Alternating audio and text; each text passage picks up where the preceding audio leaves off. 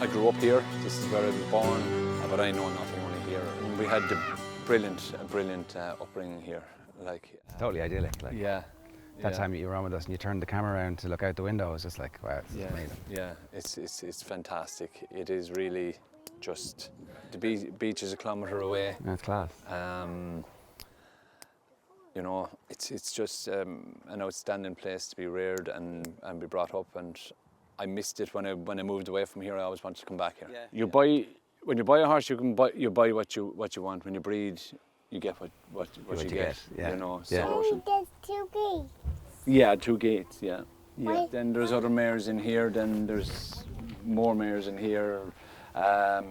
Pretty Moon is a very good brood mare. I've only one flat mare. Right. I find it very difficult to get in because look, the money can be very strong, but if you look hard enough, you know, there's loads of value there. Yeah. You just need to hit on the right mare and get lucky. Yeah. You know, but by the time, if you're not breeding good horses in their first or second or third foals, You know. you've an old mare, you know, but then it's a disease. Like it's just a very passionate game, and you hang on to them and you hang on. You're hoping, you're praying, and fingers crossed. And would you ever be interested in like keeping them to run them? Yeah, we do. So my dad, we bred a filly, and we kept her, and she ran the other day, her first run on the race course, and she was second. She went beating the neck in Quebec the other night, and hopefully she'll win a race. And there's other bonuses along the way, so that you pay a sum of a couple of €100 at either when they're foals, yearlings, or up to their 3-year-olds, and then you get a bonus if you win a mare's race. Okay. You get a bonus of 5,000 So you're for a bumper. incentivized to keep them there? Yes, Yeah, you're okay. incentivized to run them. Yeah. So the breeder puts in everything. Right. So he keeps the mare. He puts the mare in foal. He's got a lot of vet bills. It's a lot of All the risk. A lot of risk. So then, for him to keep that going and to run a mare, he has an incentive to do that now, which is good. You said it's a drug. It is a drug. Animals in general are a drug, I suppose. Whether it's your own pet dog or cat at home, you mind them, you know, as if they're children, and we're the same. You know, there's a lot of feeling towards these animals. You know what I mean? It's always on as well. That's the other thing. Like it's not a job. Oh no, it's a lifestyle. It's a lifestyle. Yeah. Yeah.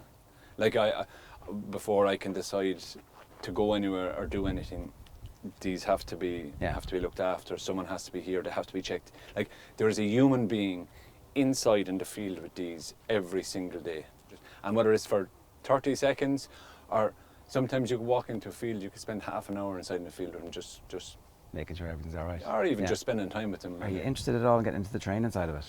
I would love to be able to train horses. As a younger person, I have been really keen, but no. No, that's yeah. No, this is just another side of it. It's just a lot of money to get set up. You have to start right back down at zero. Yeah. You know, I'd have no bother taking it off and starting it. But look, if the lads grow up and they want to ride point of points, I've no bother putting in a gallop and training a few horses. Yeah. But you know, I'm 43 now. By the time I'd be up to 100 plus horses and competitive, you know, I'd be well into age, and then, you know, I've put everything into being a jockey. I've absolutely emptied the tank. Yeah. So this is it then. This is where it all began and where it's all going to finish. There you go. Yeah. Yeah, I had my first ride in my dad's colours, and I'd love to have my last ride in my dad's colours. We'll take Folly out of the box then.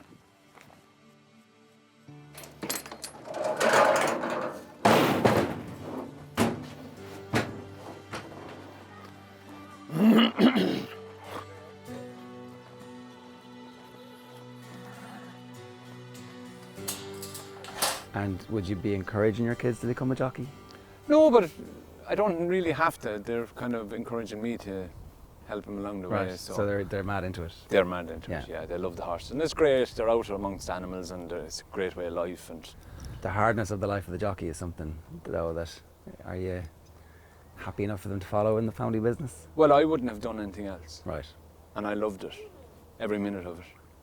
Every single minute of it. I loved being a jockey. I just lived the dream. From when I was a chap, there used to be pony races in that field in there. Right. There used to be flapper in around there, and I rode a winner around there as a 14 or 15-year-old kid, and all I wanted to be was ride horses. That's all I wanted to do. And then I wanted to ride a winner, and I done that. And then I wanted to be champion point-to-point rider, champion novice rider, and I done that. And then I wanted to be champion senior rider, and then I wanted to turn professional, and I wanted to ride in a Grand National. I dreamt about winning Grand Nationals. I dreamt of, and lucky for me, I've been able to live that dream and ride the roller coaster, and I wouldn't give it back. So if my kids had half the experience that I had, but they'll have their education first, and they can make up their own mind. I'm not going to be telling them to go one way or another, and if they want to go down that route, they'll get all the assistance, and if they don't want to go down the route, I'm not going to tell them that's the route they need to go down. No, that's fair enough. Yeah, but it is a great game. It's the best game. It is the best game in the world, and there's a certain art in that. There's a certain art in able to walk out to a field, throw a bridle on a horse, saddle and bridle on a horse, and jump up on his back and take off galloping. Yeah, where would we go? Down to the farm, okay. We better go then, will we? Yeah, go on. No, you're not going to the trailer. You jump in the back. Too dangerous.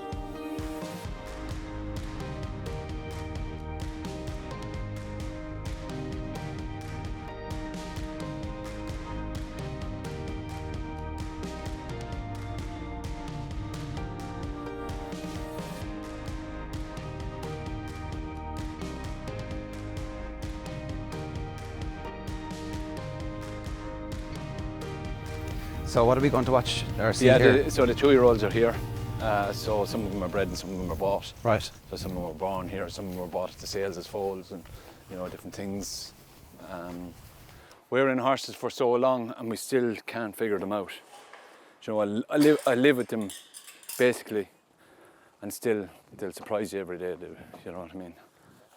These are 2-year-olds now. So that one there on the right is a daughter of Folly Stargate, the mare we took out of the box. Right. And the lad on the left is a French horse that I bought in France. And what's your ambition with these? How long do you want to keep them? What's the... Oh, well, so now they're in their 2-year-old year now, so they'll all turn 3 in January. Right. 1st of January, that's when every horse turns 3. And they'll come in and they will start their prep. Then, they'll come in during the worst of the weather, and I'll start introducing different things from a bit in their mouth, handling them, they'll go on the walker, they'll have a little lunge to make sure that they're sound, that they've good wind. She's a beautiful filly, she's just a marvellous headner now. She's a great headner. But she's a homebred there, that filly that she belonged to Dad. She's a Milan, she's by a Milan. There's an innocent old chap there now, that lad, he was bought in France. Lovely quiet horse, lovely tempered horse. There's a beautiful frame, that horse. He just has to fill. I don't have him that long, but when he fills into his frame. I was going to ask that. How much bigger will they get? Well, they're all roughly around 16 hands now. A little bit under, a little bit over. I rode Big Zeb one day in a novice chase around Fairhouse over 2 miles. He got beat, and I said, "Geez, when you step him up to 3 miles, he's going to be a very good horse." Yeah. He never stepped over 2 miles, and he still was he's won a Queen Mother. Yeah. Do you know what I mean? Yeah. So he was by Oscar. He was bred to stay. So even at that age, you can't. Well, I should have known, but I didn't. I got it wrong. But the Rangers plan is a business. Right. So you breed them to sell them, to make money, And to go again. get a wage, Yeah. to keep the whole thing going, to keep the whole thing professional and run right, and keep my fields, my farm, pay for all the things that need to be paid for on a farm. You just don't sit back and watch the grass grow. There's a load of things have to go along in with it, and you need money for that, and there's no point. You keep putting in your own money, you're going to be broke fairly quick. Well, I was going to say, Yeah. I'm sure the temptation sometimes is, this one's special, we should just keep it, but actually that's not. Yeah, no, not for me. It's everything is for sale. Right. Yeah, that's what it is. It's a business. It's a business. So They were bought to be bred, to be sold, Right. you know, and they're bought to be sold. That someone else will race them. You know what I mean? So that's the plan. She'll bite you, Liam. She will. Ah. Will you get up? Do you want to get up on her?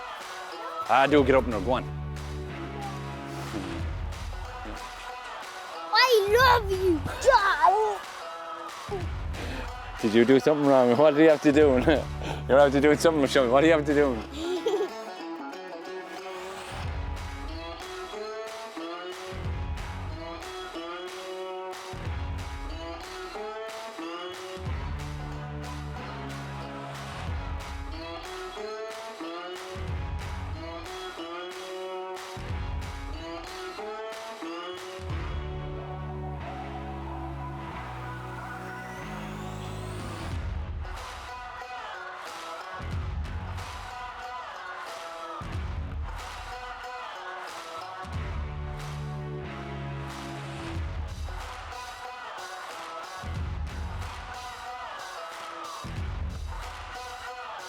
Change your stick into your other hand.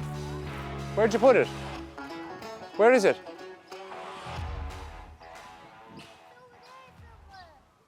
I'm gonna... You can't drop your stick. So when we were riding around here, actually in that gap there used to be a jump. There used to be a jump when I was a kid. And yeah, we'd go out the gate, you'd ride them, the beach is a kilometre away, so you'd... Down to the beach and... Down to the beach and... Stretch it out there. Yeah, and you'd ride them away back home again, and you'd be on your pony for, you know, an hour and a half or however long it would take. And was it always the dream to be a national hunt jockey even when you were on the ponies? Were you looking at the Grand National going, yes. That's what I want to do? Yeah. That was it? Yeah, but I used to love flat racing, obviously, because, you know, just racing in general, but it was more so show jumping. Right, okay. Marion News, Eddie Macken, Yeah. Paul Dara. It was on TV. Yeah, it was on TV. Yeah. All of them things. So as a kid, that would have been more your ambition than... Well, it was just horses. Yeah. You know, whatever it was, whether it was Dublin Horse Show or whether it was the Grand National or whether it was the Derby or whatever was on the telly. Dad would bring us to the Point of Points on a Sunday, and Adrian Maguire was riding of a Sunday. Right. And all of a sudden, you know, a couple of years later, here he is riding winners Yeah. on the television as a professional So jockey. that made it real. So that made it real, yeah. So you can basically touch Adrian Maguire of a Sunday in a Point to Point, And then watch him on the telly. and then win. watch him on the television Yeah. winning on Omerta or... So that's when it becomes a potential career, like... Well, Or it's very close. Yeah. It's not that it's not as far away as sitting in the stands watching Ronaldo scoring a goal, Yeah. or you know, Yeah. that's a long way away. Like, you know what I mean, or sitting at home watching it on television or watching the Premiership or whatever it is. Yeah, yeah. And Dad was brilliant. Like, Dad, we'd just go off to the Point of Points, we'd land, he'd give you a fiver, and he'd say, "I'll meet you back at the car." The minute they crossed the line for the last race, Right. he says, "Or I'll be gone." And many a day, he'd be in the queue on the way out the gate, and we'd have to run down to the car. So you learn fast to try and beat him to the car. Because when we were riding Point of Points then, or when I was a kid, we used to go out country, like, so out, you know, wherever the stand or the bookies or the parade ring was, we used to go out to country, out further out, and try and catch the loose horses, Right. so that we could ride them back in. Right, okay. So that was it was always a bonus if you caught a loose horse and rode him back in. So, you know, anything at all. I suppose I worked really, really hard on looking like a jockey. My first winner was pure luck.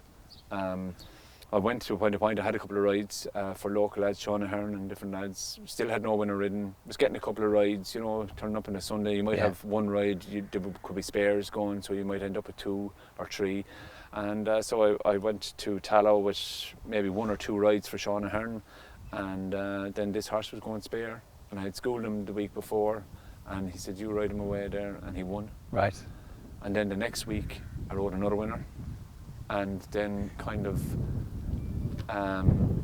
the week after that, I rode a winner on the track. Right. And then at the end of the season, I became champion novice rider, under 21 champion, and This is Point to Points then? Point of Points. Right, yeah. yeah. And that was it. And it just never stopped. It just kept going and going and going and going and going. And then I was going out walking a Point of Point course out the road, you know, the Thursday or Friday before it was on, I'd just go out and walk, see what the ground Yeah, was like, yeah. and it was a local one. So, and I met a man there, and he says, "Oh, I need to talk to you." He says, "We need to have a meeting." So Adrian Maguire was after retiring, and I got the job then in Ferdy's, Right. and that was it. Then I turned professional. And had you met Ferdy before, or was that? I'd ridden for him as an amateur. Right. Yeah, my first ride in Cheltenham at the festival was for Ferdy. Okay. Yeah. Philly with loads of confidence. So Ferdy was brilliant. He was a great man on his jockeys. Like, you know, he just kept telling me like how far we were going to go. Like, you know. Group together as they continue now with 3 to jump. Celestial Halo the leader by 2 lengths, followed in second place by Sublimity. Donna's Palm on the inside. Solwith is in 4th, and then Torfetian. Celestial Halo, Sublimity, Donna's Palm, Solwith, Torfetian and Bahrain Storm, and then one in the dark, and only 6 lengths covering the field as they begin the turn out of the back straight. Celestial Halo, Sublimity playing his hand a bit earlier than usual on the outside. Donna's Palm in 3rd, Solwith in 4. They're followed by Bahrain Storm, then Torfetian, and one in the dark brings up the rear. Running down towards the second last, Celestial Halo being asked to raise his efforts. Sublimity there on the outside, Solwith making his move on the outer. Donna's Palm just behind him at the second last, and it's Sublimity who lands in front from Celestial Halo. Solwith around the outside, Donna's Palm's in 4, and they're clear of the rest as they round the turn. Sublimity with Solwith coming there on the outside, Donna's Palm into 3rd. Celestial Halo looks beaten. They level up for the final flight now, and it's Solwith on the outside. Solwith from Sublimity. Donna's Palm in 3rd, they're clear of Celestial Halo as they race down to the final flight in the Toshiba Irish Champion Earl. Solwith and Davy Russell from Sublimity at the last. Solwith the leader from Sublimity, clear of Donna's Palm, made a bit of a mistake, and then Celestial Halo, but Solwith the favourite's going to deliver and achieve a 5th Grade 1 win as they race up the line. Solwith powering away, the win is in good style. Donna's Palm might get up for 2nd, he does. Sublimity's 3rd, Celestial Halo 4 a long way back to one in the dark, and then Bahrain Storm and Torfetian. So Solwith has what it takes yet again and continues his march towards the Smurfit Kappa Champion Hurl at Cheltenham. The 6-5 on favourite wins it, and wins it well for Charles Burns, Davy Russell and the Top of the Hill Syndicate.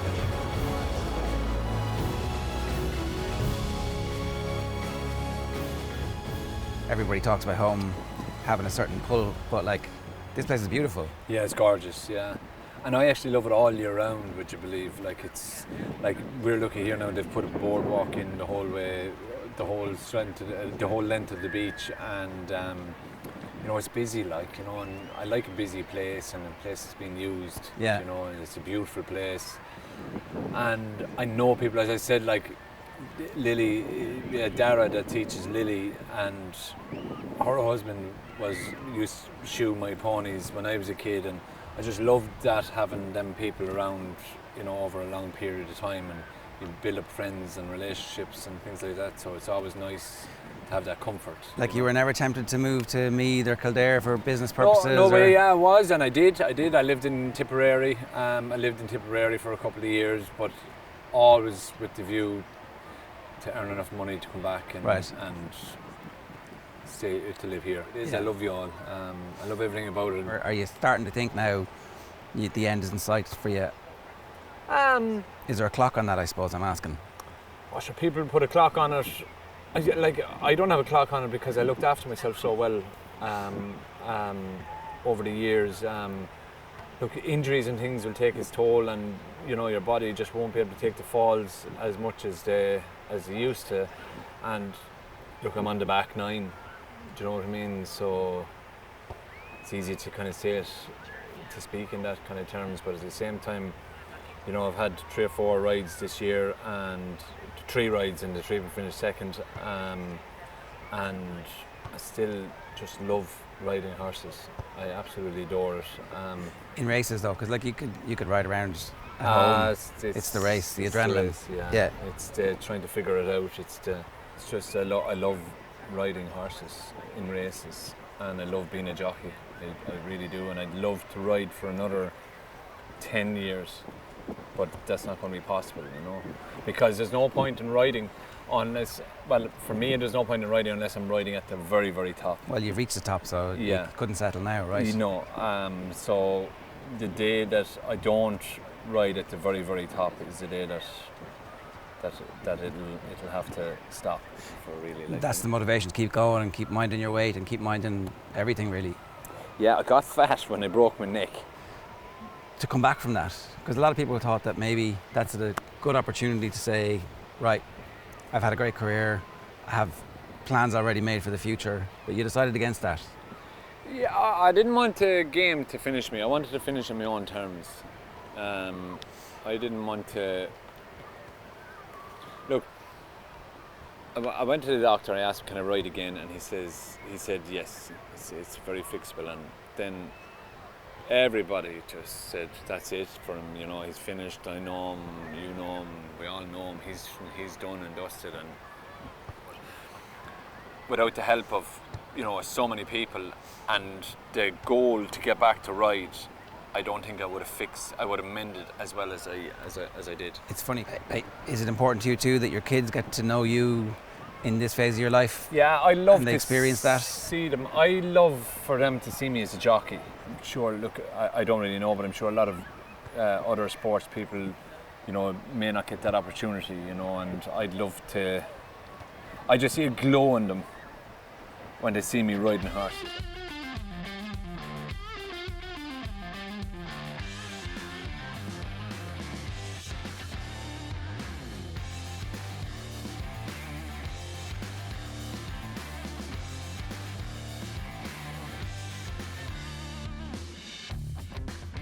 The clock towers behind us here, you managed to bring Tiger Roll down after a Grand National. What was that like?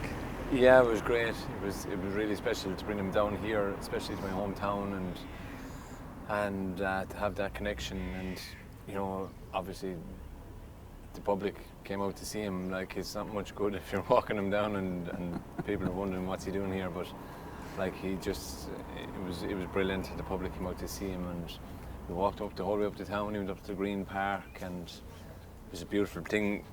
It was just a beautiful thing to be able to do, you know. And but most importantly, the people actually came out to see him. A lot gets made whenever sports people bring their kids onto the pitch, or you know, they're in the winners' enclosure or wherever.